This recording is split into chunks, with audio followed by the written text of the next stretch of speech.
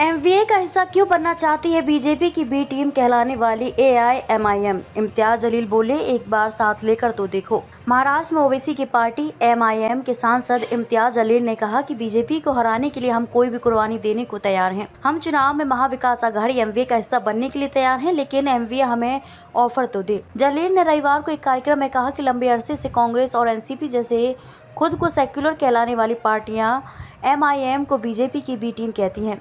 हम पर आरोप लगाया जाता है कि एआईएमआईएम का फायदा बीजेपी को होता है। उन्होंने सवाल उठाया कि अगर आपको एआईएमआईएम की ताकत का इतना अंदाजा है तो फिर आप हमें अपने साथ क्यों नहीं लेते? लेकिन उन लोगों को मुस्लिम के वोट चाहिए, मुसलमानों का नेतृत्व नहीं चाहिए। यह दोहरी भूमिका खत्म करनी होगी। अगर महाविकास आघाड़ी हमें उनके साथ आने का प्रस्ताव देती है तो हम चर्चा के लिए तैयार हैं। उन्होंने कहा कि बीजेपी को हराने के लिए जो कुर्बानी देने की जरूरत पड़ेगी, हम देने के लिए तैयार हैं। बीजेपी ने देश में जाति धर्म के नाम पर फूट डालने का काम किया है। प्रधानमंत्री नरेंद्र मोदी को लगता है कि वह हमेशा प्रधानमंत्री बने रहेंगे, लेकिन न्यूटन का नियम है, जो चीज ऊपर जाती है वह कभी न कभी नीचे आती ही है। मोदी को भी एक न एक दिन नीचे आना ही है, लेकिन तब तक देश का माहौल पूरी तरह खराब हो चुका होगा। इसीलिए हमें लगता है कि बीजेपी के खिलाफ एकजुट होकर लड़ने की जरूरत है। लोकसभा विधानसभा मिलकर लड़ेगी आघाड़ी। कर्नाटक विधानसभा चुनाव में कांग्रेस को मिली जीत से महाराष्ट्र में महाविकास आघाड़ी के हौसले बुलंद हैं। एमवीए ने महाराष्ट्र में आगामी लोकसभा और विधानसभा चुनाव मिलकर लड़ने और कर्नाटक की तरह ही बीजेपी को करारी शिकस्त देने का संकल्प व्यक्त किया है। रविवार को एमवीए नेताओं की बैठक एनसीपी प्रमुख शरद पवार के मुंबई स्थित आवास सिल्वर ओक पर हुई। बैठक में शरद पवार, उद्धव ठाकरे, सुप्रिया सुले, अजीत पवार, जयंत पाटिल,